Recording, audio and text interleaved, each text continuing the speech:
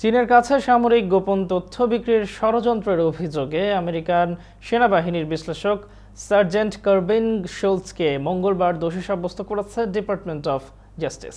আমেরিকার কয়েক ডজন স্পর্শকাতর নিরাপত্তা সংক্রান্ত নথির বিনিময়ে তাকে $৪২,০০০ দেওয়া হয়েছে বলে এফবিআই ও আমেরিকান সেনাবাহিনীর কাউন্টার ইন্টেলিজেন্সের তদন্তে অভিযোগ করার পর গত মার্চে সার্জেন্ট কার্বিন শুলৎজকে গ্রেপ্তার করা হয়।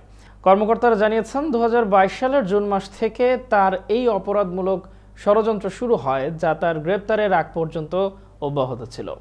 আদালতের নথি অনুযায়ী সার্জেন্ট শুলৎজ হংকংয়ে বসবাসকারী এক ব্যক্তির জন্য তথ্য সংগ্রহের ষড়যন্ত্র করেন। হংকংয়ের ওই বাসিন্দা সার্জেন্ট শুলৎজকে ক্ষেপণাস্ত্র প্রতিরক্ষা ও মোবাইল আর্টিলারি সিস্টেম সংক্রান্ত স্পর্শকাতর তথ্য সংগ্রহ করার নির্দেশ দেন। সার্জেন্ট শুলৎজ ইউক্রেনে রাশিয়ার যুদ্ধ থেকে যা শিখেছেন তার ভিত্তিতে তাইওয়ানের জন্য আমেরিকান যুদ্ধ বিমান, সামরিক কৌশল এবং আমেরিকান সামরিক বাহিনীর প্রতিরক্ষা কৌশল সম্পর্কিত তথ্য সংগ্রহ করেছেন। তার বিরুদ্ধে আনা অভিযোগপত্রে তিনি হংকংয়ের কথিত বাসিন্দাকে পাঠানো বার্তার বিস্তারিত বিবরণ দেন। তার বিবরণকে আদালতের নথিতে ষড়যন্ত্রকারী হিসেবে উল্লেখ করা হয়েছে।